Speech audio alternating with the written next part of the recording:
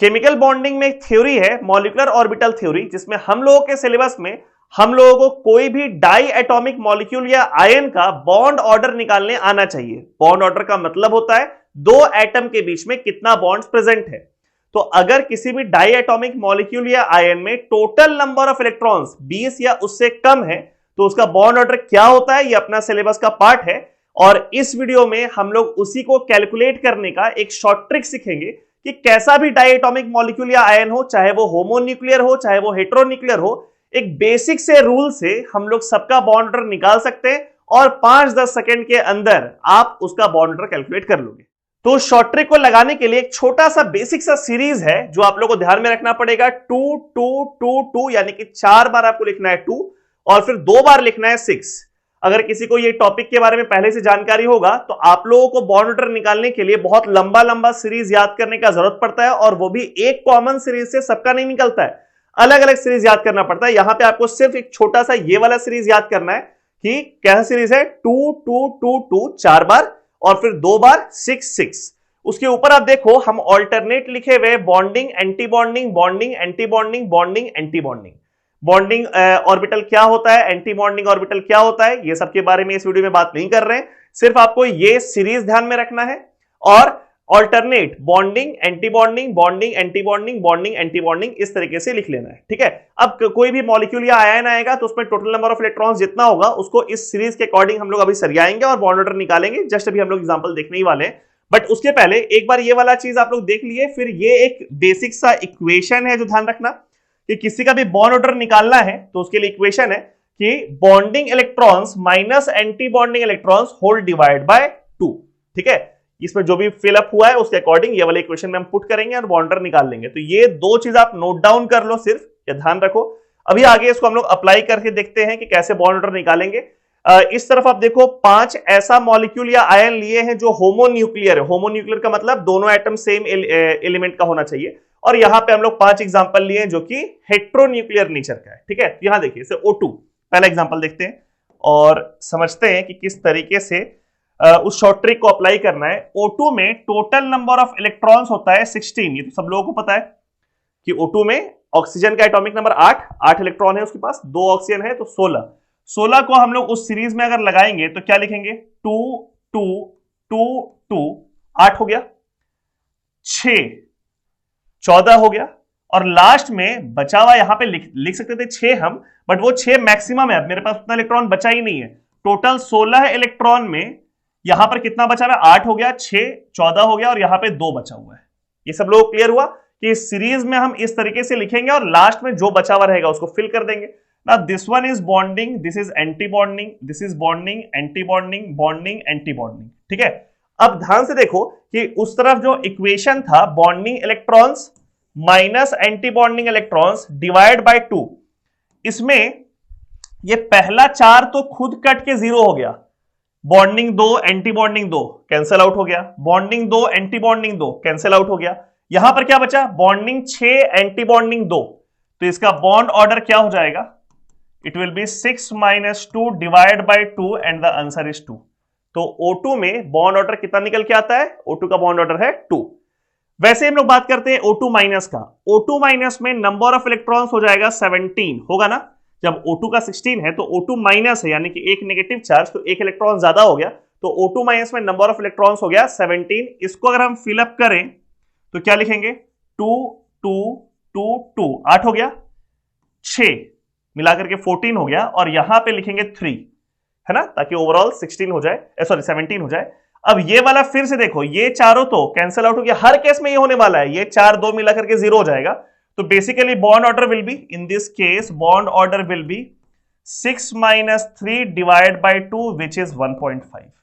So in case of O2 minus the value of bond order will be 1.5। उसी तरीके से आप O2 2 minus का निकाल सकते हैं, N2 का निकाल सकते हैं, N2 प्लस का निकाल सकते हैं। एक और हम निकाल लेते हैं N2 प्लस को। देखो N2 में टोटल नंबर ऑफ इलेक्ट्रॉन्स होता है 14, तो N2 प्लस में नंबर ऑफ इलेक्ट्रॉन्स कितना हो जाएगा 13। अब इस 13 वाले को निकालते हैं इसी फंडा से हम लोग, तो यहां पे लिखेंगे हम 2 2 2 2 8 हो गया, और 8 के बाद इसी में 13 है तो यहां बचा सिर्फ 5 और यहां पे 0, ठीक लिख रहे हैं। इसको इस सीक्वेंस में लिखना है, 2 2 2 2 लिखे, 8 हो गया, 5 13 और लास्ट वाले के पास तो कुछ बचा ही नहीं। फिर से ये चारों मिलकर के तो 0 हो गया, बच गया ये 5 और 0। तो इस केस में bond order will come out to be 5 - 0 divide by 2 यानी कि 2.5। देख रहे कितना इजीली क्वेश्चन सॉल्व हो जा रहा है। थोड़ा सा स्पीड हो जाए आपका प्रैक्टिस के साथ तो कंफर्टेबली आप बहुत कम समय में क्वेश्चन को सॉल्व कर लेंगे। जैसे Cn- को देखो, Cn- में टोटल नंबर ऑफ इलेक्ट्रॉन्स कितना, पहले ये देख लो। कार्बन के पास है 6 इलेक्ट्रॉन, नाइट्रोजन के पास है 7 इलेक्ट्रॉन और एक नेगेटिव चार्ज है, तो कुल मिला के इसके पास हो गया 14 इलेक्ट्रॉन्स। 14 इलेक्ट्रॉन्स। अब इसको अगर हम फिलअप करेंगे तो यहां पे हम फिल करते हैं 2 2 2 2 6 0। ये तो अब आप लोगों को क्लियर होगा, ये फिलअप 2 2 2 6 6 6 0। अब ये वाला मिला करके 0 हो गया, तो इस बार बॉन्ड ऑर्डर का value will come out to be 6 - 0 divide by 2 3। ये निकल के आया। उसी तरीके से आप NO प्लस का भी कैलकुलेट कर लेंगे, NO प्लस और NO ये सब का भी कैलकुलेट कर लेंगे। जैसे NO को देखो, नाइट्रोजन के पास इलेक्ट्रॉन्स है 7, ऑक्सीजन के पास है 8, तो कुल मिलाकर यहाँ पे इलेक्ट्रॉन्स कितना हो गया 15 इलेक्ट्रॉन्स। 15 इलेक्ट्रॉन्स वाला कोई केस यहाँ नहीं था, तो हम लोग यहाँ पे देखते हैं कि 15 इलेक्ट्रॉन्स में कैसे हम लोग लिखेंगे 2 2 2 2 6 14 हो गया और यहाँ पे 1। तो इस केस में bond order will come out to be 6 - 1 divide by 2 यानी कि 2.5। ठीक है, मेरे को लग रहा है आप लोगों को समझ में आ रहा होगा कि कितना आसान है कोई भी होमोन्यूक्लियर हो एटम या मॉलिक्यूल, सॉरी होमोन्यूक्लियर मॉलिक्यूल या आयन, या फिर हेट्रोन्यूक्लियर मॉलिक्यूल या आयन। तो आपको क्या काम करना है, उसमें टोटल नंबर ऑफ इलेक्ट्रॉन्स निकालना है और उसको अप्लाई करके देखना है कि उसका बॉन्ड ऑर्डर क्या होगा। ठीक है, अब क्योंकि हम लोग बात कर रहे हैं इनऑर्गेनिक केमिस्ट्री का, तो ऑब्वियसली कोई भी रूल है, कोई भी जुगाड़ है, कोई भी शॉर्ट ट्रिक है, उसमें एक्सेप्शंस तो आएगा ही। तो इसलिए एक्सेप्शंस वाला केस भी हम यहां पर बोर्ड में लिखे हुए हैं, ध्यान देना। ये जो कार्बन मोनोक्साइड वाला केस है ना, कार्बन मोनोक्साइड या फिर CO+ वाला केस, यही एक्सेप्शन वाला केस है। ठीक है, कार्बन मोनोक्साइड या उसके आयन के लिए आप वो सीरीज नहीं लगाओगे, ये 2 2 2 2 6 6 नहीं लगाओगे। इसके लिए जो आप सीरीज लगाएंगे, that will be 2 2 8 8, bonding anti bonding, bonding anti bonding. ध्यान रहेगा, कार्बन मोनोक्साइड या उससे निकलने वाले आयन के लिए जो आप लोगों का शॉर्ट ट्रिक वाला सीरीज रहेगा वो रहेगा 2 2 8 8। ये ऑब्वियसली एक्सेप्शन वाला केस है, इसलिए अलग से ध्यान में रखना है। इसके अलावा इसको छोड़ करके यहां पे तो भले ही हम 7 8 ही और एग्जांपल्स लिए, बट ऐसा कोई भी और मॉलिक्यूल या आयन आ जाए तो आपके लिए ये वाला सीरीज एप्लीकेबल हो जाएगा। उसमें सिर्फ कार्बन मोनोक्साइड या CO+ के लिए आपको कौन सा सीरीज लगाना है 2 2 8 8। तो इसके लिए हम यहां पे करके दिखाते हैं आप लोगों से। कार्बन मोनोक्साइड है, कार्बन मोनोक्साइड में 14 इलेक्ट्रॉन निकल करके आएगा। अब देख लो, इस पे 6 और इस पे 8, तो इसको हम लोग भरेंगे कैसे, तो 2 2 8 8 भरना है। तो यहां पे लिख दिए 2 2 4 हो गया, फिर यहां पे लिखे हम 8, यानी कितना हो गया 12 12, 2 बचा, यहां पे लिख दिए 2। This is bonding, this is anti bonding, this is bonding, this is anti bonding. ठीक है, तो यहां पे इसका बॉन्ड ऑर्डर निकल के क्या आ जाएगा, तो ये दोनों तो कट गया, यहां पे आ जाएगा 8 - 2 divide by 2, it comes out to be 3। Carbon monoxide का बॉन्ड ऑर्डर इज 3। जबकि हम लोग अगर बात करें CO+ का, तो CO+ में टोटल नंबर ऑफ इलेक्ट्रॉन्स कितना हो जाएगा 13। ऑब्वियसली CO+ है तो एक कम कर देंगे उससे इलेक्ट्रॉन 13। इसको अगर हम फिलअप करें तो यहां पे भरेगा 2 2 8 1। ठीक भरे, 2 2 8 8 में भरना है, तो 2 2 8 विल गिव यू 12 और एक 13। This is bonding anti bonding, bonding anti bonding. तो इस जगह पे अगर आपको बॉन्ड ऑर्डर निकालना हो तो ये दोनों फिर से कट गया, 8 - 1 divide by 2, that will give you the value 3.5। ठीक है, यहां पे एक बात और नोट कर लेना कि CO+ एकमात्र ऐसा मॉलिक्यूल, आयन, स्पीशीज, कुछ भी बोल लो, एकमात्र ऐसा है जिसका बॉन्ड ऑर्डर 3 से ज्यादा होता है। अदरवाइज आप गौर से सोचो अगर, तो हम लोग सिंगल बॉन्ड पढ़ते हैं, डबल बॉन्ड पढ़ते हैं, ट्रिपल बॉन्ड पढ़ते हैं, फ्रैक्शनल बॉन्ड्स तो बीच में आता ही ऑब्वियसली, बिकॉज इलेक्ट्रॉन क्लाउड का बात हो रहा है यहाँ पे केमिस्ट्री में। इलेक्ट्रॉन को सिर्फ पार्टिकल नेचर नहीं बोलते, वेव नेचर भी उसके पास होता है, तो फ्रैक्शनल ऑर्डर भी आता है ना। आप लोग रेजोनेंस पढ़े होंगे तो वहां पर भी फ्रैक्शनल ऑर्डर आता है, बॉन्ड ऑर्डर। लेकिन 3 से ज्यादा बॉन्ड ऑर्डर हम लोग कहीं पर नहीं पढ़ते हैं। सिर्फ कार्बन मोनोक्साइड प्लस एक केस है जहां पे बॉन्ड ऑर्डर निकल करके आता है 3.5, और काफी बार एग्जाम्स में ये वाला मॉलिक्यूल ये वाले आयन को पूछा जाता है ताकि आपको जानकारी हो कि ये एक्सेप्शन वाला केस है। Otherwise apart from CO and CO plus बाकी सारे डाई एटॉमिक मॉलिक्यूल या आयन जो भी होमोन्यूक्लियर हो या हेट्रोन्यूक्लियर हो, वहां पे आप ये वाला फंडा लगा सकते हैं। ये वाला शॉर्ट ट्रिक लगा के आप एग्जाम में तुरंत क्वेश्चन को सॉल्व कर सकते हैं, क्योंकि रेगुलर मेथड जो है उसमें एक तो सीरीज बहुत लंबा है, उसको अप्लाई करने के लिए टाइम टेकिंग प्रोसेस है वो, और फिर सिर्फ एक ही सीरीज से सारा क्वेश्चन नहीं बन जाता है। होमोन्यूक्लियर में भी 14 इलेक्ट्रॉन्स तक अलग सीरीज है, 14 के बाद अलग सीरीज है, हेट्रोन्यूक्लियर के लिए भी अलग सीरीज है। तो इसलिए इस तरीके से आप एंट्रेंस एग्जाम में आसानी से क्वेश्चन को बना सकते हैं इन नो टाइम।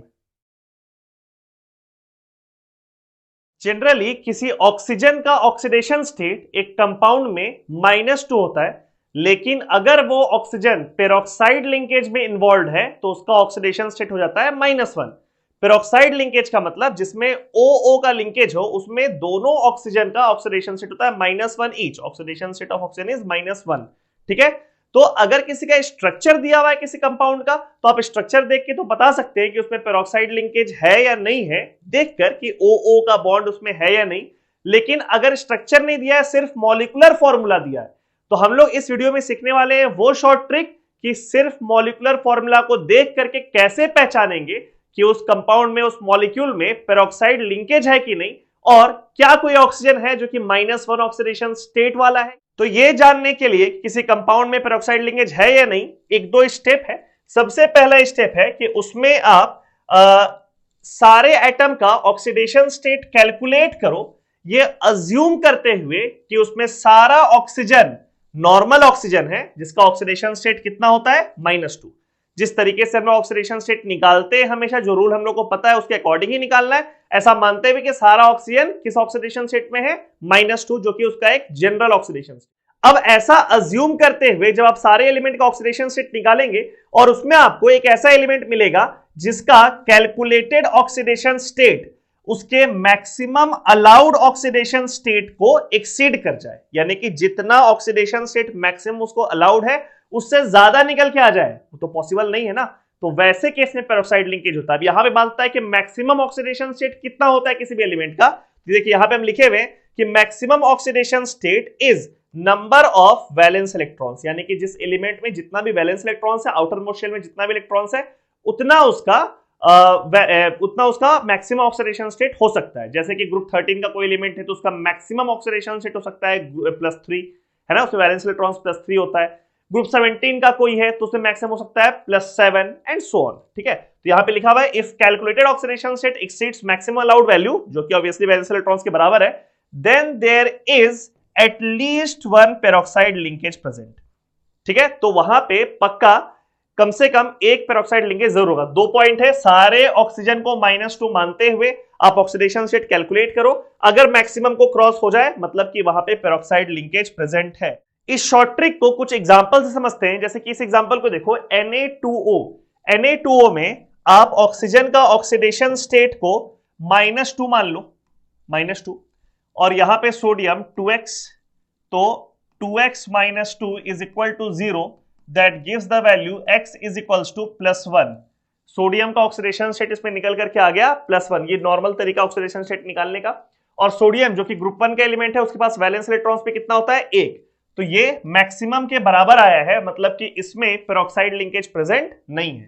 तो इस केस में नो पेरोक्साइड लिंकेज। ठीक है, क्योंकि जिसका सोडियम का ऑक्सीडेशन स्टेट मैक्सिमम को क्रॉस नहीं किया है। यहां पे देखते हैं 2 ऑक्सीजन है, यहां पे -4 लिख दिए।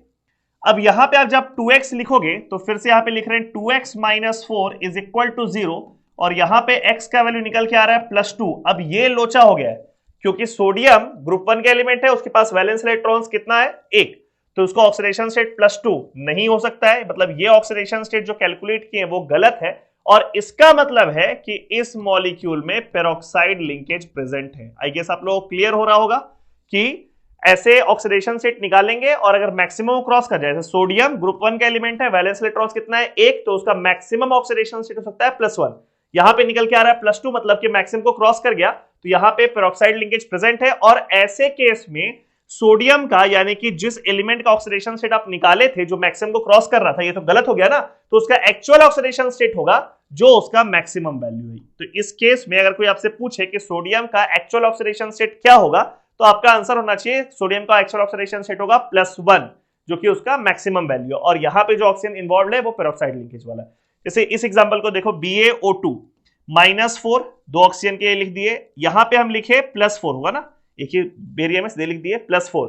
अब ये जो +4 निकल के आया है ये भी तो गड़बड़ है, बिकॉज बेरियम ग्रुप 2 का एलिमेंट है और ग्रुप 2 का मतलब वैलेंस इलेक्ट्रॉन्स कितना उसके पास है, सिर्फ 2, तो यहां पे +4 तो आ ही नहीं सकता है। मतलब कि यहां भी पेरोक्साइड लिंकेज प्रेजेंट है और यहां बेरियम का एक्चुअल ऑक्सीडेशन स्टेट है +2, जो कि उसका मैक्सिमम वैल्यू है। ठीक है, Al2O3 में 3 ऑक्सीजन के लिए -6 लिख दिए और यहां पे 2x लिखे, तो यहां पे हम क्या लिखेंगे, 2x - 6 = 0, यानी कि x का वैल्यू +3। एल्यूमिनियम का ऑक्सीडेशन स्टेट निकल के आया +3। एल्यूमिनियम जो एक ग्रुप 13 का एलिमेंट है, उसके पास वैलेंस इलेक्ट्रॉन्स 3 है, तो उसका मैक्सिमम ऑक्सीडेशन स्टेट +3 हो सकता है, जो कि निकल के आया है, विच मींस कि यहां पे कोई पेरोक्साइड लिंकेज नहीं प्रेजेंट है, क्योंकि एल्यूमिनियम का कैलकुलेटेड ऑक्सीडेशन स्टेट मैक्सिमम को क्रॉस नहीं किया है। तो ये कुछ केस था जहां पे मेटल के साथ ऑक्सीजन कंपाउंड था। यहां पे कुछ ऑक्सी एसिड्स की तरफ हम लोग आगे चेक करते हैं। जैसे यहां पे देखिए H2SO4, 4 ऑक्सीजन के लिए -8 लिख दिए, 2 हाइड्रोजन के लिए +2 लिख दिए। ठीक है, यहां पे सल्फर में x लिखे, तो यहां पे इक्वेशन क्या आया, 2 + x - 8 = 0, विच मींस कि x का वैल्यू निकल करके आया +6। सल्फर ग्रुप 16 का एलिमेंट है, उसके पास वैलेंस इलेक्ट्रॉन्स 6 है और ऑक्सीडेशन स्टेट में मैक्सिमम निकल के आया +6, विच मींस कि H2SO4 में कोई पेरोक्साइड लिंकेज नहीं है, नो पेरोक्साइड। ठीक है, अगला एग्जांपल देखते हैं। H2SO5, 5 ऑक्सीजन -10 लिख दिए, 2 हाइड्रोजन है +2 लिख दिए, यहां पे x, तो 2 + x - 10 = 0 और x का वैल्यू यहां पे निकल के आ गया +8, जो कि नहीं हो सकता है। क्यों नहीं हो सकता है, क्योंकि सल्फर ग्रुप 16 का एलिमेंट है, 6 वैलेंस इलेक्ट्रॉन्स उसके पास और मैक्सिमम ऑक्सीडेशन स्टेट हो सकता है +6, यहां पे +8 निकल के आ रहा है, जो गलत है। तो एक्चुअली यहां पे सल्फर का ऑक्सीडेशन स्टेट हो जाएगा +6, यानी कि मैक्सिमम के बराबर, और इस जगह पे पेरोक्साइड लिंकेज प्रेजेंट है, इस कंपाउंड में पेरोक्साइड लिंकेज प्रेजेंट है। H2S2O5 देखिए, 5 ऑक्सीजन है, तो यहां पे -10 लिख दिए, 2 हाइड्रोजन है +2 लिख दिए और यहां पे लिखे हम 2x, 2 सल्फर है ना, तो यहां पे लिखेंगे 2x। तो यहां पे इक्वेशन क्या बनेगा, 2 + 2x - 10 = 0, यानी कि यहां से x का वैल्यू निकल के आ गया +4। अब +4 तो मैक्सिमम से भी कम है, सल्फर का मैक्सिमम हो सकता है +6 और यहां पे आ रहा है +4, यानी कि ये वाला वैल्यू बिल्कुल सही है और इसमें कोई भी पेरोक्साइड लिंकेज नहीं है। ध्यान रखना है, पेरोक्साइड लिंकेज होने के लिए मैक्सिमम को क्रॉस होना बहुत जरूरी है। H2S2O8 देखते हैं, 8 ऑक्सीजन तो -16 हो गया, यहां पे 2 हाइड्रोजन +2 हो गया, यहां पे फिर से हम 2x लिख दिए, तो यहां पे इक्वेशन क्या बनेगा, 2 + 2x - 16 = 0 and the value of x comes out to be +7, which is not allowed. +6 maximum हो सकता है उसका, +7 आ गया, मतलब कि गड़बड़ हो गया। तो इस सल्फर का एक्चुअल ऑक्सीडेशन स्टेट +6 होगा और इस केस में पेरोक्साइड लिंकेज प्रेजेंट होगा, पेरोक्साइड हो गया इस केस में। ये वाला केस देखते हैं, H4P2O8 -16 + 4 और यहां पे लिख दिए हम 2x। सॉल्व करेंगे इसको, 4 + 2x - 16 = 0 और यहां पे x का वैल्यू निकल करके आएगा, कितना निकल के आ रहा है, +6। ध्यान रखना, फास्फोरस के लिए +6 oxidation state is not allowed because phosphorus belongs to group 15 and it has 5 valence electrons, the maximum oxidation state can be +5, तो +6 पॉसिबल ही नहीं है। तो एक्चुअल ऑक्सीडेशन स्टेट यहां पे फास्फोरस का क्या हो जाएगा, +5 हो जाएगा और इस केस में भी पेरोक्साइड लिंकेज प्रेजेंट है। तो आई गेस आप लोगों को क्लियर हो गया होगा इतना सारा एग्जांपल्स देखने के बाद कि अगर एग्जाम में कोई भी क्वेश्चन आएगा कि इन चारों ऑप्शन में किसमें पेरोक्साइड लिंकेज प्रेजेंट है, तो आप आसानी से निकाल लेंगे। पहले से नहीं भी याद है तो भी कैलकुलेट कर लोगे, सिर्फ ऑक्सीडेशन स्टेट निकालो उस एलिमेंट का, assuming all the oxygen to be -2 oxidation state, और फिर उसमें चेक कर लो कि कौन मैक्सिमम क्रॉस कर रहा है, वहां पेरोक्साइड लिंकेज प्रेजेंट होगा। और अगर ऐसा क्वेश्चन आता है और आपको बोलता है कि सेंट्रल एटम जो प्रेजेंट है उसका एक्चुअल ऑक्सीडेशन स्टेट क्या होगा, तो उसका एक्चुअल ऑक्सीडेशन स्टेट होगा उस केस में जो मैक्सिमम अलाउड है। हाइब्रिडाइजेशन एक ऐसा कॉन्सेप्ट है जिससे एंट्रेंस एग्जाम में डायरेक्ट क्वेश्चन भी पूछता है, यानी किसी एटम का हाइब्रिडाइजेशन निकालने आपको बोल दिया, या फिर इनडायरेक्ट क्वेश्चन, यानी कि उस क्वेश्चन में हाइब्रिडाइजेशन निकालने बोल नहीं रहा है, बट उस क्वेश्चन में जो भी चीज पूछ रहा है उसको सॉल्व करने के लिए, आंसर निकालने के लिए आपको हाइब्रिडाइजेशन निकालने का जरूरत पड़ेगा। ठीक है, तो इस वीडियो में हम लोग हाइब्रिडाइजेशन को कैलकुलेट करने का एक रेगुलर मेथड भी सीखेंगे थ्रू स्ट्रक्चर, और शॉर्ट ट्रिक मेथड भी सीखेंगे, जहां पे आप 5-7 सेकेंड इतना ही समय इन्वेस्ट करके एक एटम का हाइब्रिडाइजेशन निकाल सकते हैं। अब अगर किसी मॉलिक्यूल का आप स्ट्रक्चर जानते हैं तो हाइब्रिडाइजेशन निकालने का एक रेगुलर मेथड होता है जो कि बोर्ड में लिखा हुआ है। इसमें बहुत ज्यादा टाइम हम लोग देंगे नहीं बिकॉज ये वीडियो शॉर्ट ट्रिक का है, बट इस रेगुलर मेथड को भी देख लो, रिवीजन हो जाएगा। कि अगर आपको स्ट्रक्चर दिया हुआ है जैसे XeO2F2 एक मॉलिक्यूल है जिसका स्ट्रक्चर आपको पता है, ये उसका स्ट्रक्चर है, तो यहां पे एक फॉर्मूला है कि number of hybrid orbitals on obviously central atom is equal to number of sigma bonds, उस एटम से जुड़ा हुआ कितना सिग्मा बॉन्ड है, plus number of lone pairs, यानी कि उस एटम पे कितना लोन पेयर ऑफ इलेक्ट्रॉन्स है। इन दोनों चीजों को ऐड कर दोगे तो आपको निकल के आएगा नंबर ऑफ हाइब्रिड ऑर्बिटल्स। जैसे इस केस में जो सेंट्रल एटम है जेनन, इस पे अगर हम लोग सिग्मा बॉन्ड को काउंट करें तो ये वाला बॉन्ड सिग्मा बॉन्ड है, सिंगल बॉन्ड जो होता है वो सिग्मा बॉन्ड होता है। जब आपको डबल बॉन्ड मिलेगा तो उसमें से एक सिग्मा बॉन्ड होगा और एक पाई बॉन्ड होगा। जैसे यहाँ पे डबल बॉन्ड है तो एक सिग्मा बॉन्ड है और एक पाई बॉन्ड है। सिमिलरली यहाँ पे डबल बॉन्ड है तो एक सिग्मा एक पाई है, ये वाला बॉन्ड सिग्मा है। तो कुल मिलाकर के जेनन के पास ये सिग्मा बॉन्ड्स कितना है, तो आपको दिख रहा होगा सिग्मा बॉन्ड्स 4 है और लोन पेयर्स कितना है, 1 है। तो नंबर ऑफ हाइब्रिड ऑर्बिटल्स इस केस के लिए यहां पे हम लिख देते हैं नंबर ऑफ हाइब्रिड ऑर्बिटल्स, यहां पे हो गया 5 हुआ, 4 सिग्मा बॉन्ड और 1 लोन पेयर। और यहां पे आपको दिखा हुआ है कि नंबर ऑफ हाइब्रिड ऑर्बिटल्स का वैल्यू के अनुसार, का संख्या के अनुसार हाइब्रिडाइजेशन क्या होगा। अगर ये निकल के आया 2 तो हाइब्रिडाइजेशन sp होगा, 3 में sp2, 4 में sp3, 5 में sp3d एंड सो ऑन। तो इस केस में नंबर ऑफ हाइब्रिड ऑर्बिटल्स निकल के आया 5, तो यहां पे जेनन का हाइब्रिडाइजेशन हो जाएगा sp3d।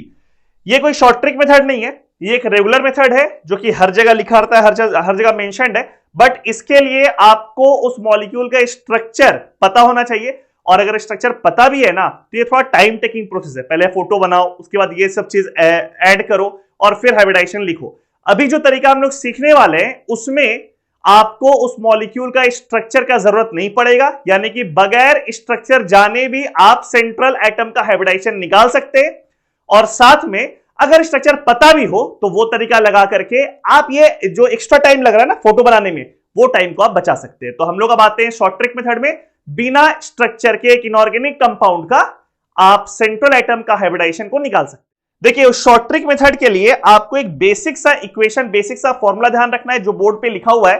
Number of hybrid orbitals on central atom is equal to, यहां पे क्या लिखा हुआ है देखिए, valence electrons on central atom, Ca means central atom, कि उस सेंट्रल एटम के पास वैलेंस इलेक्ट्रॉन्स कितना है। वैलेंस इलेक्ट्रॉन्स का मतलब होता है आउटर मोस्ट शेल में कितना इलेक्ट्रॉन है उसके पास, जो कि बेसिक सा फंडा है केमिस्ट्री का, आप लोग सबको पता होगा। ग्रुप 13 का जो एलिमेंट है उसके पास वैलेंस इलेक्ट्रॉन्स 3 होता है, ग्रुप 14 वाले के पास 4 होता है, ग्रुप 15 वाले के पास 5 होता है एंड सो ऑन, ग्रुप 18 वाले के पास 8 होता है। तो ये हो गया valence electrons and central atom plus number of side atoms. अब यहां पर एक कंफ्यूजन आता है कि सर सेंट्रल एटम किसको ले और साइड एटम किसको ले। है बहुत मुश्किल चीज नहीं, अगर केमिस्ट्री के टर्म से बात करें तो एक चीज आप मेंशन कर सकते हो कि उस मॉलिक्यूल में जो लीस्ट इलेक्ट्रोनेगेटिव एलिमेंट है एक्सेप्ट हाइड्रोजन, उसको हम लोग लेते हैं सेंट्रल एटम। ठीक है, हाइड्रोजन को छोड़कर जो लीस्ट इलेक्ट्रोनेगेटिव एलिमेंट है उसको लेते हैं सेंट्रल एटम। बट इतना ज्यादा दिमाग लगाने का जरूरत नहीं है, जो भी एटम आप लोगों को मोनो एटॉमिक दिख जाए, अगर कोई मोनो एटॉमिक हुआ तो वो सेंट्रल एटम हो जाएगा। अगर कोई मोनो एटॉमिक नहीं हुआ तो वैसे केस में आप ये लीस्ट इलेक्ट्रोनेगेटिव वाला फंडा लगा दो, यानी आपको दिख जाए कि हाँ भाई ये बीच में है, ये मोनो एटॉमिक है तो ये सेंट्रल एटम है। इसमें बहुत ज्यादा परेशान होने वाला बात नहीं, हम लोग एग्जांपल्स भी देखेंगे तो आप लोगों को दिखेगा उसमें। तो valence electrons on central atom plus number of side atoms, यानी कि उस एटम सेंट्रल एटम को छोड़ करके और जितना भी एटम है उसका संख्या को यहां पर लिखेंगे। फिर एक यहां पे आता है plus minus charge. Plus minus charge में कब आप लोगे प्लस चार्ज और कब आप लोगे माइनस चार्ज, तो ध्यान रखना, अगर एनायन हुआ, एनायन का मतलब क्या होता है, ओवरऑल नेगेटिवली चार्ज्ड, मतलब उसके पास इलेक्ट्रॉन ज्यादा है, तो वैसे केस में आप यहां पे चार्ज को प्लस कर देना। ध्यान रहेगा, उल्टा काम करना है। एनायन खुद नेगेटिवली चार्ज होता है तो उसके लिए आप यहां पे क्या ले लोगे, प्लस ले लोगे। और अगर कहीं पर आपको दिखे कैटायन है यानी पॉजिटिवली चार्ज, तो उसके लिए आप यहां पे साइन क्या ले लोगे, माइनस साइन ले लोगे। और ओवरऑल डिवाइड बाय 2। खाली ये छोटा सा फॉर्मूला है जो याद रखना है। अब इसको अप्लाई करके दिखाएंगे कैसे 5-7 सेकेंड में आप लोग हाइब्रिडाइजेशन तुरंत कैलकुलेट कर लेंगे बगैर स्ट्रक्चर देखे। ठीक है, यह स्ट्रक्चर को ड्रॉ किए। तो ये वाला इक्वेशन ध्यान रखो, हाइब्रिड ऑर्बिटल जो सेंट्रल एटम के पास है उसका संख्या is equals to central atom के पास कितना वैलेंस इलेक्ट्रॉन्स है प्लस साइड एटम्स का संख्या कितना है प्लस माइनस चार्ज। एनायन हुआ तो चार्ज को चार्ज वाले में प्लस लिखेंगे, कैटायन वाले में माइनस लिखेंगे और डिवाइड बाय 2 कर देंगे उसको, तो वहां से हाइब्रिड ऑर्बिटल निकल जाएगा। और एक बार हाइब्रिड ऑर्बिटल निकल गया तो हाइब्रिडाइजेशन क्या होगा ये हम लोग लास्ट पेज में देख चुके हैं कि हाइब्रिड ऑर्बिटल अगर 2 हुआ तो हाइब्रिडाइजेशन sp, फिर sp2, sp3, sp3d and so on. ठीक है, यहां पे एक पॉइंट ये ध्यान रखने वाला है, मेंशन कर दिए इसको यहां पे, इसको भी नोट डाउन कर लो क्योंकि ये शॉर्ट ट्रिक मेथड है, जुगाड़ वाला तरीका है, तो इसमें कहीं कोई तर्क नहीं है कि ये वाला पॉइंट का क्या लॉजिक है। याद रखना है कि ऑक्सीजन और सल्फर, ध्यान रखो, ऑक्सीजन और सल्फर को हम लोग साइड एटम के काउंटिंग में यानी कि यहां पे कंसिडर नहीं करेंगे, उसको इग्नोर मारेंगे, उसको हम लोग are not considered during counting the number of side atoms. कुछ एग्जांपल से समझाते हैं, इसको आप लोग नोट डाउन कर लो। और यहां पे आपको दिख रहा होगा कि कुछ एग्जांपल्स है जिसमें हम लोग हाइब्रिडाइजेशन निकालेंगे सेंट्रल एटम का। ऑब्वियसली हर केस में आपको दिख रहा है सेंट्रल एटम मोनोएटॉमिक है। इनऑर्गेनिक केमिस्ट्री में 90% से ज्यादा मॉलिक्यूल में सेंट्रल एटम क्या होता है, मोनोएटॉमिक, यानी उसका नंबर ऑफ एटम्स होता है 1। जैसे इस केस में n इज सेंट्रल एटम, इसका हाइब्रिडाइजेशन निकालना है, वही फॉर्मूला को हम लोग यूज कर रहे हैं। कौन सा फॉर्मूला, तो ये वाला फॉर्मूला, ये वाला फॉर्मूला आप लोग आई गेस नोट डाउन कर लिए होंगे और उसको अप्लाई कर सकते हैं। यहां पे आप चाहो तो वीडियो को पॉज करके खुद से भी ट्राई कर लो। तो NH3 में पहले थोड़ा सा डिटेल्स में बात करते हैं, फिर दिखाएंगे कैसे प्रैक्टिस के साथ स्पीड आता है। तो नाइट्रोजन का valence electrons 5 plus side atom है 3, कोई चार्ज इस पे है नहीं तो प्लस माइनस 0 डिवाइड बाय 2, ये कितना निकल के आ गया 4, और 4 का मतलब हाइब्रिडाइजेशन विल बी sp3। तो इस अमोनिया में नाइट्रोजन का हाइब्रिडाइजेशन हो गया sp3। फिर से यहां पे देखो कार्बन का वैलेंस इलेक्ट्रॉन्स चार्ज, देखो ये तो पता होना चाहिए कि उस एटम के पास वैलेंस इलेक्ट्रॉन्स कितना है, तो बेसिक ज्ञान है केमिस्ट्री का कि पीरियोडिक टेबल में जहां पर वो प्लेस्ड है, carbon is present in 14th group, तो 14th ग्रुप के पास वैलेंस इलेक्ट्रॉन्स हो गया 4, साइड एटम भी है 4 डिवाइड बाय 2 यानी कि 4 and the hybridization is sp3 again. तो इसमें कार्बन का हाइब्रिडाइजेशन sp3, यहां पे कार्बन का हाइब्रिडाइजेशन निकालना है, कार्बन के पास वैलेंस इलेक्ट्रॉन्स 4 प्लस इस बार बाबू साइड एटम 0 है बिकॉज ये ऑक्सीजन है और ऑक्सीजन को हम लोग को साइड एटम में कंसीडर नहीं करना है। ठीक है, डिवाइड बाय 2 यानी कि 2 and the hybridization of carbon in carbon dioxide is sp। थोड़ा सा स्पीड बढ़ाते हैं। BF3 बोरॉन के पास valence electrons 3, side atom 3 divide by 2 यानी कि 3 हाइब्रिडाइजेशन इज sp2। ठीक है, PCl3 phosphorus valence electrons 5, side atom 3 divide by 2 यानी कि 4, the hybridization will be sp3। PCl5 phosphorus के पास वैलेंस इलेक्ट्रॉन्स 5 ग्रुप 15 का है, साइड एटम 5 डिवाइड बाय 2 यानी कि 5 and the hybridization is sp3d। ये सब सेंट्रल एटम का हाइब्रिडाइजेशन है।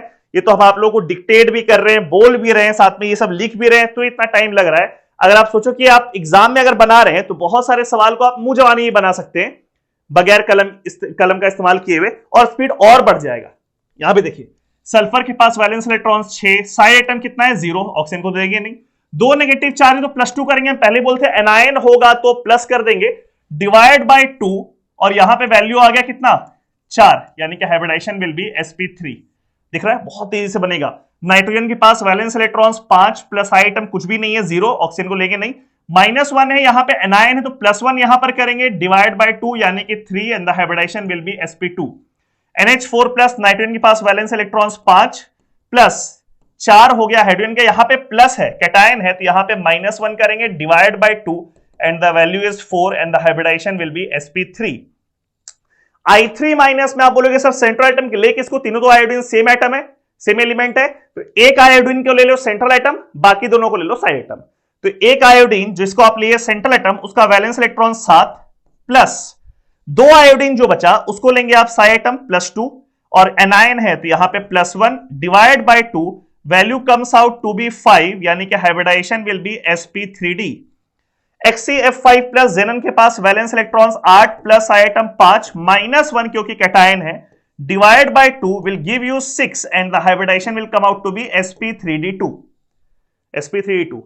इस तरफ भी आप जल्दी जल्दी सॉल्व कर सकते हैं। XCF2 8 प्लस 2 डिवाइड बाय 2 यानी कि 5, hybridization is sp3d। XCF4 8 plus 4 divide by 2 6, hybridization will be sp3d2। ठीक है। XCF6 8 प्लस 6 डिवाइड बाय 2 7, यानी कि हाइब्रिडाइजेशन हो गया sp3d3। O3 में फिर से आप एक ऑक्सीजन को ले सकते हैं सेंट्रल एटम और बाकी दोनों को साइड एटम मान सकते हैं, जिसको काउंट नहीं करना obviously, because oxygen is not considered in counting the number of side atom. तो एक ऑक्सीजन जो सेंट्रल लिए उसका वैलेंस इलेक्ट्रॉन 6, बाकी तो 0 लिखोगे बिकॉज साइड एटम में काउंट करना नहीं है। डिवाइड बाय 2 हो गया 3, hybridisation will be sp2। BrF3 bromine के पास वैलेंस इलेक्ट्रॉन 7, 3 है side atom, divide by 2 will give you 5 and the hybridization is sp3d। BrF5 में ब्रोमीन के पास वैलेंस इलेक्ट्रॉन 7, 5 हो गया side atom, divide by 2 comes out to be 6 and the hybridization here is sp3d2।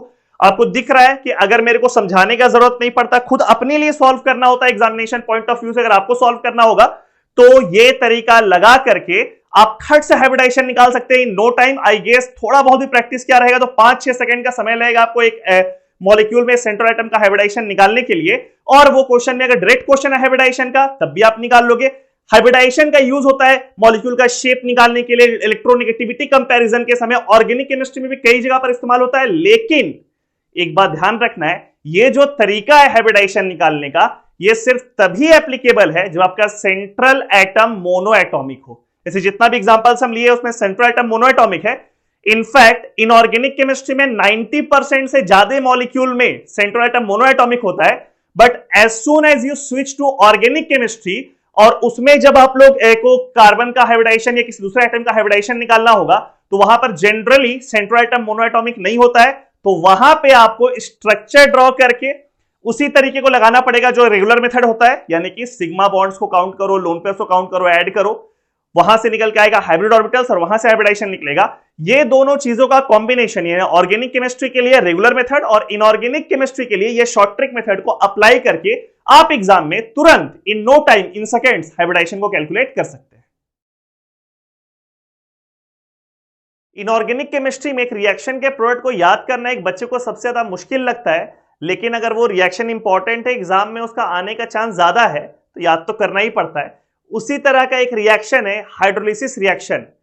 इस video में उस मेहनत को थोड़ा कम कर देते हैं। यहां पे हम लोग सीखने वाले हैं एसिडिक ऑक्साइड यानी कि नॉन मेटल ऑक्साइड के हाइड्रोलिसिस का शॉर्ट ट्रिक मेथड, यानी कि एक ऐसा तरीका आप लोगों को बताएंगे जिससे कोई भी नॉन मेटल का ऑक्साइड है उसको आप H2O से रिएक्ट करोगे, पानी से रिएक्ट करोगे, हाइड्रोलाइज करोगे तो क्या प्रोडक्ट बनेगा वो आप खट से निकाल लेंगे बगैर याद किए, और उसमें बहुत सारे रिएक्शंस कवर हो जाएगा जो कि एग्जामिनेशन पॉइंट ऑफ व्यू से बहुत इंपॉर्टेंट भी है। ठीक है, तो उसके लिए 2-3 छोटा-छोटा पॉइंट्स इसको आपको अप्लाई करना है। जैसे कोई भी नॉन मेटल ऑक्साइड्स है, बहुत सारा नॉन मेटल ऑक्साइड्स होता है, जैसे यहाँ पे हम कुछ एग्जांपल्स भी पहले लिख देते हैं। सल्फर डाइऑक्साइड, सल्फर ट्राइऑक्साइड, ठीक है, नाइट्रोजन ऑक्साइड में N2O3 हो गया, N2O4, N2O5, ठीक है, इस तरीके से और भी बहुत सारे फास्फोरस का ऑक्साइड्स है, P4O6, P4O10 और बहुत सारा ऑक्साइड्स, क्लोरीन का ऑक्साइड्स है, सिलिकॉन का ऑक्साइड्स है। ठीक है, तो all these oxides are acidic oxides. तो इन सबको H2O से रिएक्ट करना है और देखना है प्रोडक्ट क्या बनेगा। ठीक है, आप अगर प्रीवियस ऐसा क्वेश्चंस देखेगा तो बहुत फ्रीक्वेंटली क्वेश्चन पूछता है जहां पे एसिडिक ऑक्साइड को H2O से रिएक्ट करके पूछता है क्या प्रोडक्ट बनेगा। 2-3 पॉइंट है जो आप लोगों को ध्यान में रखना है, ऐसे बहुत याद करने का चीज नहीं है। अभी हम लोग अप्लाई करेंगे, दिख जाएगा कि बहुत ईजी एप्लीकेशन है। सबसे पहला पॉइंट है उसमें कि जो सेंट्रल एटम है, ऑब्वियसली जो नॉन मेटल है जिसका ऑक्साइड आप लिखे हो उसका आप ऑक्सीडेशन स्टेट लिख लो, यानी कि ऑक्सीडेशन नंबर, और पीरियोडिक टेबल में उसका ग्रुप नंबर क्या है वो लिख लो। ये दो चीज पहले लिख लो, उसका ऑक्सीडेशन स्टेट और उसका ग्रुप नंबर। ठीक है, ये पहला पॉइंट था। दूसरा पॉइंट है, अब इस ऑक्सीडेशन स्टेट और इस ग्रुप नंबर को देखो कि क्या दोनों इवन या दोनों ऑड हो रहा है, ये भी इवन हो जाए, या फिर ये भी ऑड ये भी ऑड हो जाए।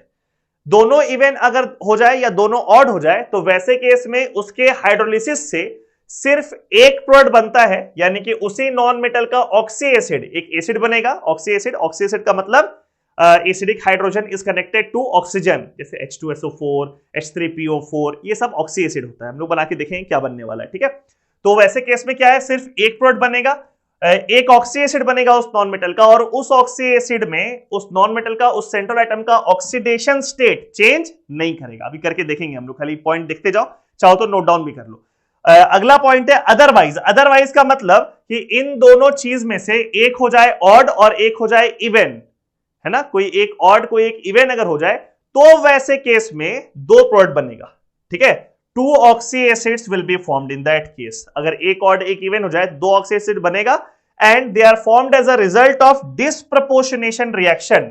ना, disproportionation reaction is a type of redox reaction जिसमें कि सेम एलिमेंट ऑक्सीडाइज भी करता है और वही एलिमेंट रिड्यूस भी करता है। तो वो जो सेंट्रल एटम है, वो जो नॉन मेटल है, वो ऑक्सीडाइज भी करेगा और वो रिड्यूस भी करेगा और दो ऑक्सी एसिड बनाएगा अगर ऑक्सीडेशन स्टेट और ग्रुप नंबर दोनों लाइक मैचिंग नहीं है, एक ऑड है एक इवन है तो, ठीक है।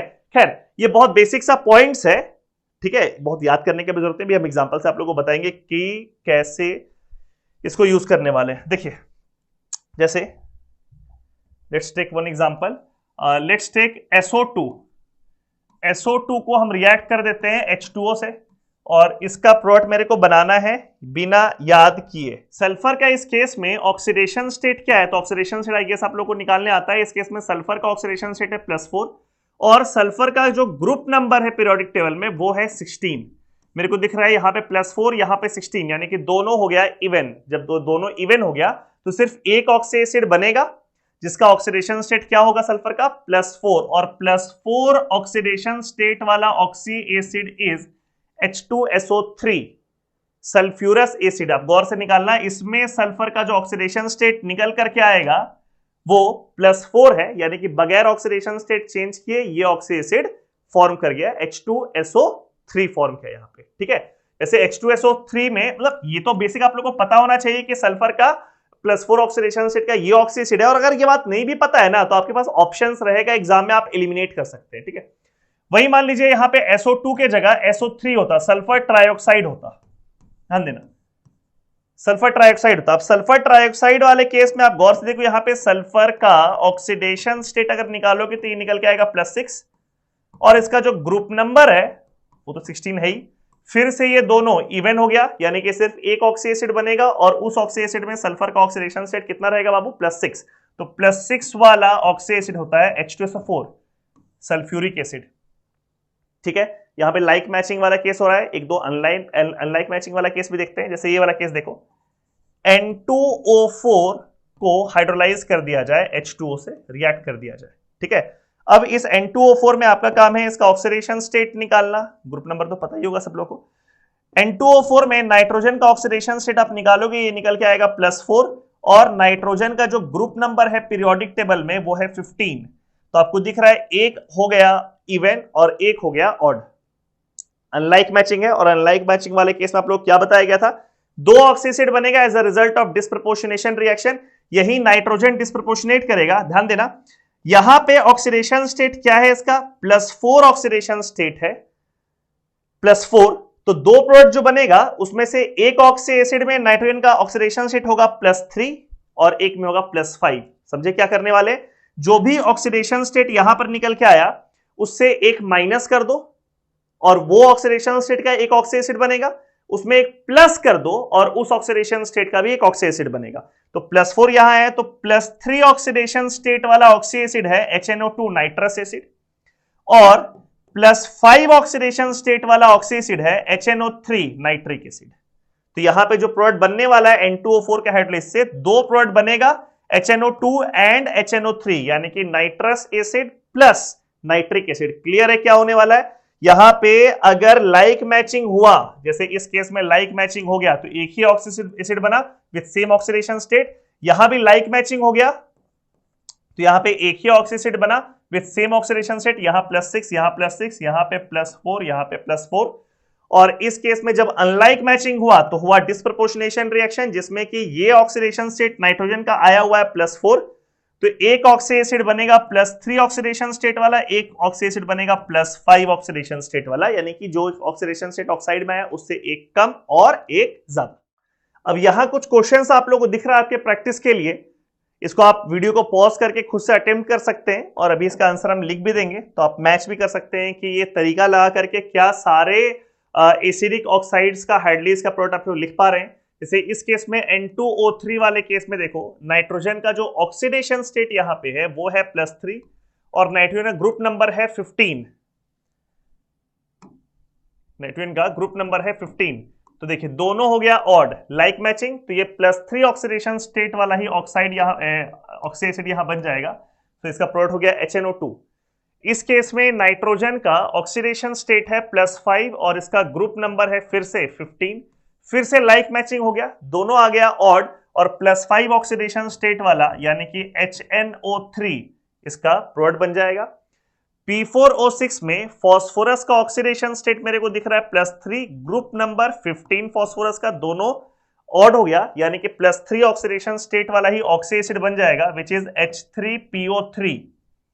ठीक है, ये सब ऑक्सी एसिड अगर आपको नहीं भी पता है, जो कि एक्चुअली पता होना चाहिए, बट अगर नहीं भी पता है तो आप ऑप्शन एटलीस्ट आराम से एलिमिनेट कर सकते हैं। यहां पे +3 ऑक्सीडेशन स्टेट है तो आप चारों ऑप्शन जो दिया रहेगा उसमें +3 ऑक्सीडेशन स्टेट वाला ही ऑक्सी एसिड को निकाल लेंगे। ठीक है, P4O8 में फॉस्फोरस का ऑक्सीडेशन स्टेट है +4, ग्रुप नंबर है 15। यहां पे अनलाइक मैचिंग हो गया, दिख रहा होगा आप लोगों को, एक इवन है एक ऑड है, तो यहां पे हो जाएगा डिस्प्रपोर्शनेशन रिएक्शन। +4 ऑक्सीडेशन स्टेट है फॉस्फोरस का, तो एक ऑक्सी एसिड बनेगा +3 वाला और एक बनेगा +5 वाला, यानी कि इस केस में H3PO3 और H3PO4 दोनों ऑक्सी एसिड फॉर्म करेगा। P4O10 इस केस में फॉस्फोरस का ऑक्सीडेशन स्टेट +5 है, ग्रुप नंबर तो 15 है ही, दोनों फिर से ऑड हो गया, लाइक मैचिंग है और इसलिए यहां पे जो ऑक्सी एसिड बनेगा वो बन जाएगा H3PO4 +5 ऑक्सीडेशन स्टेट वाला ऑक्सी एसिड ऑफ फॉस्फोरस। ठीक है, इस पेज में भी कुछ क्वेश्चंस है, इसको भी आप अटेम्प्ट कर सकते हैं। यहां पे देखिए इसका सॉल्यूशन दिखाते हैं। क्लोरीन का ऑक्सीडेशन स्टेट है इस केस में +6, ग्रुप नंबर है 17, तो मेरे को अनलाइक मैचिंग दिख रहा है जिसकी वजह से यहां पे हो जाएगा डिस्प्रपोर्शनेशन रिएक्शन। यहां पे +6 ऑक्सीडेशन स्टेट है तो एक ऑक्सी एसिड बनेगा +5 वाला, एक बनेगा +7 वाला। So the product over here will be HClO3 and HClO4। HClO3 में क्लोरीन का ऑक्सीडेशन स्टेट +5 है और HClO4 में +7। ठीक है, Cl2O7 में क्लोरीन का ऑक्सीडेशन स्टेट +7 है और ग्रुप नंबर भी 17 है, तो लाइक मैचिंग हो गया, दोनों ऑड हो गया, तो इस केस में सिर्फ +7 वाला एक ही ऑक्सी एसिड बनेगा। B2O3 में बोरॉन का ऑक्सीडेशन स्टेट है +3 और ग्रुप नंबर है 13। जब दोनों ऑड हो गया तो यहां पर भी सिर्फ एक ही ऑक्सी एसिड बनेगा और वो भी +3 ऑक्सीडेशन स्टेट वाला। Cl2O5 में क्लोरीन का ऑक्सीडेशन स्टेट +5 और ग्रुप नंबर 17 है, लाइक मैचिंग हो गया, दोनों ऑड है तो +5 वाला यानी कि HClO3 क्लोरस एसिड यहां पर फॉर्म करेगा। ये काफी सारा एग्जांपल्स हम लोग प्रैक्टिस कर लिए जिसमें कि ये वाला रूल लगा करके हम लोग देख लिए क्या प्रोडक्ट बनने वाला है। इसके अलावा और भी कोई ऑक्साइड रहेगा एसिडिक ऑक्साइड तो आप यही तरीका लगाएंगे और वहां से आप उसका प्रोडक्ट निकाल लेंगे कि वहां पे कौन सा ऑक्सी एसिड फॉर्म करने वाला है। इस वीडियो में हम लोग बात करने वाले उस शॉर्ट ट्रिक का जिससे हम लोग किसी इनऑर्गेनिक कंपाउंड के सेंट्रल एटम पे कितना लोन पेयर्स प्रेजेंट है वो हम लोग डायरेक्टली निकाल सकते हैं बगैर उसका स्ट्रक्चर ड्रॉ किए। बड़ा काम का चीज है क्योंकि लोन पेयर का डिटर्मिनेशन बहुत सारे चीजों में यूज होता है। एक तो डायरेक्ट क्वेश्चन एग्जाम में आता है कि बताइए इसमें सेंट्रल एटम में कितना लोन पेयर है, हाइब्रिडाइजेशन निकालने में काम आता है, शेप, स्ट्रक्चर, उसमें बॉन्ड एंगल कितना है, बॉन्ड एंगल कंपैरिजन जब दूसरे मॉलिक्यूल्स होता है उसका बात हम लोग करते हैं, डाइपोल मोमेंट कंपैरिजन का बात करते हैं। बहुत सारे डिफरेंट फील्ड्स है जिसमें कि आपको सेंट्रल एटम पे लोन पेयर निकालने का जरूरत पड़ता है और कई बार ऐसा होता है कि आपको स्ट्रक्चर नहीं पता होने की वजह से आप लोन पेयर नहीं निकाल पाते हैं। यहां पे आप लोगों को बताएंगे कि बिना स्ट्रक्चर के आप सेंट्रल एटम पे लोन पेयर कैसे निकाल सकते हैं। तो सबसे पहले हम लोगों को क्या करना है कि जो भी मॉलिक्यूल आपको दिया है जिसके सेंट्रल एटम पे आपको लोन पेयर निकालने का इंटरेस्ट है उस पे आपको total number of valence electrons को काउंट कर लेना है।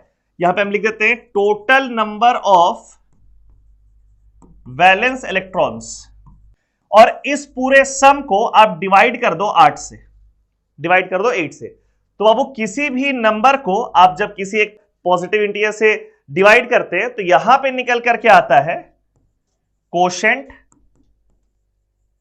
Plus remainder. अब ये मेरे को आपको बताने का जरूरत नहीं पड़ना चाहिए कि कोशेंट और रिमाइंडर किसको बोलते हैं, बहुत बेसिक मैथमेटिक्स है। तो यहां पे इस डिवीजन के बाद निकल के आएगा कोशेंट और रिमाइंडर। ये जो कोशेंट निकल के आता है, वैसे अगर किसी को कंफ्यूजन भी है तभी हम एग्जांपल बताने वाले, ये जो कोशेंट निकल करके आता है, it indicates number of sigma bonds on central atom. Central atom के पास कितना सिग्मा बॉन्ड है ये बताएगा ये कोशेंट। और ये जो रिमाइंडर आप लोगों को दिख रहा है ना, इस रिमाइंडर को आप डिवाइड कर दो 2 से, और ये जो रेशियो निकल के आया रिमाइंडर डिवाइड बाय 2, ये आपको बताएगा number of lone pair of electrons on central atom.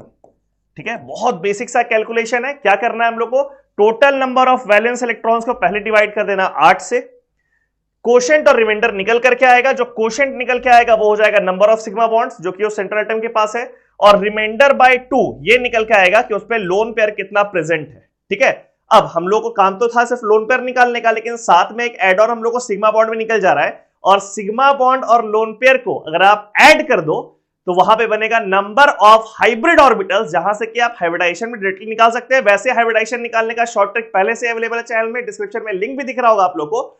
और अदरवाइज आप इस तरीके से भी यहां पे एक ऑल्टरनेट तरीका होता है, number of hybrid orbitals is equal to क्या हो जाएगा इसमें, तो ये जो नंबर ऑफ सिग्मा बॉन्ड्स निकल करके आया है वो plus number of lone pair जो निकल करके आया है वो, दोनों को आप ऐड कर दो, it will give you the number of hybrid orbitals, और वहां से हाइब्रिडाइजेशन निकल के आ जाएगा। अगर हाइब्रिड ऑर्बिटल आया 2 तो हाइब्रिडाइजेशन sp, हाइब्रिड ऑर्बिटल आया 3 sp2 एंड सो ऑन।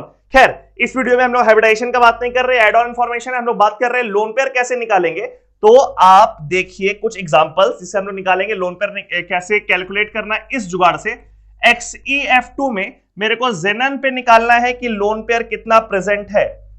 तो जेनन ग्रुप 18 का है, उसके पास वैलेंस इलेक्ट्रॉन्स है 8, फ्लोरीन के पास वैलेंस इलेक्ट्रॉन्स होता है 7, तो 7 into 2 14 प्लस 8 22, यानी कि total number of valence electrons हो गया इसमें 22। इसमें कोई दिक्कत नहीं होना चाहिए, सबका वैलेंस इलेक्ट्रॉन्स जोड़ दिए। जेनन का है कितना 8 और फ्लोरीन 2 into 7, तो ऐड कर दिए 22। इसको डिवाइड करेंगे आप 8 से, तो इसमें कोशेंट निकल करके आएगा 2 और रिमाइंडर निकल करके आएगा 6। This one is quotient, this one is reminder. तो ये जो 2 है this is number of sigma bonds on xenon. Xenon के पास जो सिग्मा बॉन्ड है वो ये 2 है। अब ये जो 6 निकल के आया उसको क्या करना है हम लोग को, तो पीछे देख चुके हैं हम लोग, ये जो रिमाइंडर उसको 2 से डिवाइड कर देंगे। तो इस 6 को जब 2 से डिवाइड करेंगे तो वैल्यू आ जाएगा 3, and this 3 is nothing but lone pair, number of lone pairs on xenon. तो मेरे को लोन पेयर अगर निकालना था जेनन पे तो ये निकल गया, 3 लोन पेयर उससे प्रेजेंट है, 2 सिग्मा बॉन्ड प्रेजेंट है, 2 + 3 5, that gives you sp3d hybridisation. खैर वो एड ऑन इंफॉर्मेशन है। तो ये एक एग्जांपल हुआ, ऐसा और भी एग्जांपल्स है, हम लोग और एग्जांपल देखते हैं इसमें। जैसे एक अगला एग्जांपल देखते हैं, जेनन का ही कंपाउंड है XeF4। ठीक है, XeF4। अब XeF4 में जेनन के पास वैलेंस इलेक्ट्रॉन्स 8, फ्लोरीन के पास कितना होता है 7, तो 4 into 7 डिवाइड बाय 8, तो 4 into 7 यानी कि 28 प्लस 8 यानी कि 36 डिवाइड बाय 8। तो quotient comes out to be 4 which is number of sigma bonds, plus remainder also comes out to be 4। कोई दिक्कत तो नहीं, 8 4 32 और रिमाइंडर आ गया 4। इस रिमाइंडर 4 को 2 से डिवाइड किए, 2 आ गया विच is number of lone pairs किसके पास, तो सेंट्रल एटम यानी कि जेनन के पास कितना लोन पेयर प्रेजेंट है, तो 2 लोन पेयर प्रेजेंट है इस केस में। ठीक है, आगे बढ़ते हैं, कुछ और एग्जांपल देखते हैं। जैसे मान लीजिए यहां पे हम लिखते हैं NaClO3।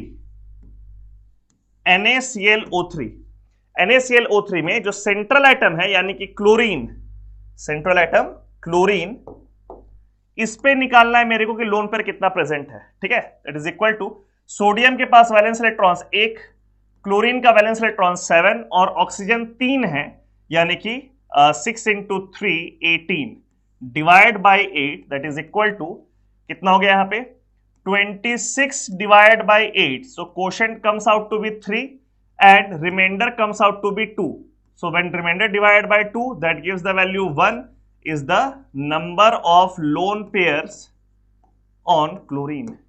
क्लोरीन में जो लोन पेयर है वो यहां पे दिख गया। ठीक है, एक दो एग्जांपल और देखते हैं हम लोग। Let's take example of BrF3। Bromine का वैलेंस इलेक्ट्रॉन 7 और फ्लोरीन का भी साथ होता है, इंटू 3 21 डिवाइड बाय 8 यानी कि 28 डिवाइड बाय 8। ठीक है, that is equal to quotient comes out to be 3 plus remainder comes out to be 4, remainder comes out to be 4 divide by 2 gives you 2 is the number of lone pairs on this central atom bromine. ठीक है, उस पे lone pair कितना आ गया 2। Sulphur dioxide, ठीक है, valence electrons कितना है, इसमें भी 6, इसमें भी 6 इंटू 2 12 और 6 18 डिवाइड बाय 2 यानी कि 2 प्लस 18 डिवाइड बाय 8।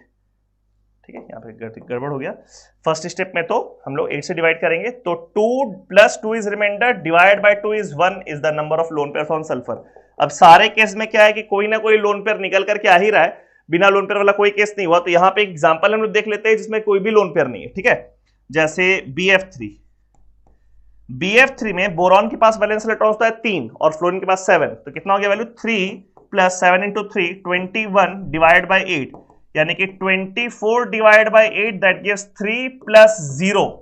इसमें रिमाइंडर कितना है 0 रिमाइंडर की वजह से का मतलब है कि यहां पे बोरॉन के पास कोई भी लोन पेयर प्रेजेंट नहीं है। तो ये रूल आप लोग क्लियर हुआ। काफी एग्जांपल भी हम लोग देख लिए कि अगर सेंट्रल एटम पे लोन पेयर आपको निकालना तो ये काम आप करोगे, वो निकल करके आ जाएगा। हाँ, अब कोई जुगाड़ अगर है तो उसमें कुछ स्पेशल केस और कुछ एक्सेप्शन भी रहता है, इसका भी ध्यान हम लोगों को रखना है। तो ये एक छोटा सा चीज है इसमें जो हम यहां लिखने वाले हैं कि when hydrogen is connected directly to the central atom, यानी कि सेंट्रल एटम से अगर हाइड्रोजन डायरेक्टली कनेक्टेड है then take its valence electrons equal to 7 for calculation। मतलब ऐसे तो हाइड्रोजन का वैलेंस इलेक्ट्रॉन्स कितना होता है बाबू 1 होता है, लेकिन अगर वो सेंट्रल एटम से डायरेक्टली कनेक्टेड है तो इस जुगाड़ को लगाने के लिए, शॉर्ट ट्रिक को लगाने के लिए आपको उसका वैलेंस इलेक्ट्रॉन्स कितना लेना पड़ेगा 7 लेना पड़ेगा। ठीक है, कुछ एग्जांपल देखते हैं। CH4 कार्बन का वैलेंस इलेक्ट्रॉन होता है 4 और चारों हाइड्रोजन कार्बन से कनेक्टेड, ऑब्वियसली अकेला कार्बन ही है तो उसी से कनेक्टेड होगा। तो हाइड्रोजन का वैलेंस इलेक्ट्रॉन्स 1 नहीं लोगे, क्या लोगे 7। तो 7 इंटू 4 कितना हो गया 28 डिवाइड बाय 8 यानी कि 32 divide by 8 that gives 4 plus 0 यानी कि इसमें कार्बन के पास सिग्मा इलेक्ट्रॉन्स कितना ऐसे सिग्मा बॉन्ड्स कितना है 4 और लोन पेयर कितना है 0। ठीक है, NH3 नाइट्रोजन का वैलेंस इलेक्ट्रॉन्स 5 और ये तीनों हाइड्रोजन नाइट्रोजन से कनेक्टेड है, तो इसका हम लोग ले लेंगे इस केस में हाइड्रोजन का 3 इंटू 7 डिवाइड बाय 8 कितना वैल्यू आया 21 प्लस 5 26 डिवाइड बाय 8 यानी कि 3 plus 2 3 is quotient 2 is reminder.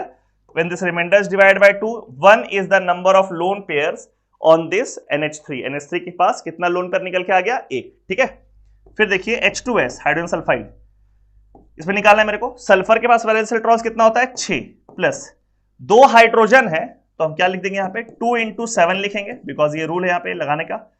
14 plus 6 20 divide by 8 that gives 2 is the quotient and remainder कितना आ गया बाबू 4 divide by 2 gives the value 2, so 2 is the number of lone pairs on sulphur. तो ये पूरा फंडा क्लियर होना चाहिए कि सबसे पहले आप क्या करने वाले, तो वो बेसिक सा रूल लगाएंगे कि वैलेंस इलेक्ट्रॉन्स टोटल जोड़ेंगे और उसको 8 से डिवाइड कर देंगे, क्वोशंट सिग्मा बॉन्ड बताएगा, रिमाइंडर को 2 से डिवाइड करेंगे, वो लोन पेयर बता देगा सेंट्रल एटम पे। लेकिन अगर हाइड्रोजन सेंट्रल एटम से डायरेक्टली कनेक्टेड है तो उसके वैलेंस इलेक्ट्रॉन्स को कितना कंसीडर करोगे इस इक्वेशन को लगाने के लिए, इस फॉर्मूला को लगाने के लिए, शॉर्ट ट्रिक को लगाने के लिए, वो है 7। So that's it, we are done with this short trick and I hope ये शॉर्ट ट्रिक आप लोगों के लिए एग्जामिनेशन पॉइंट ऑफ व्यू से काफी हेल्पफुल लगे। अगर आप लोगों को लग रहा है कि आपके एग्जाम में हेल्पफुल होगा और अभी तक जो क्वेश्चंस आप बनाते आए थे उसमें भी आपको एक कंफर्ट दे रहा है ये एक नॉलेज एक्स्ट्रा होने का, तो वीडियो को लाइक कर दो, चैनल को सब्सक्राइब नहीं किया तो सब्सक्राइब कर लो, दोस्तों के साथ, क्लासमेट्स के साथ इस वीडियो को जरूर शेयर करो और पुराना शॉर्ट ट्रिक वीडियोस भी अगर अब तक नहीं देखो तो उसको देखो, हो सकता है कि वो भी आपके काम का हो और आगे आने वाले वीडियोस का वेट करो। Thank you so much, all the best.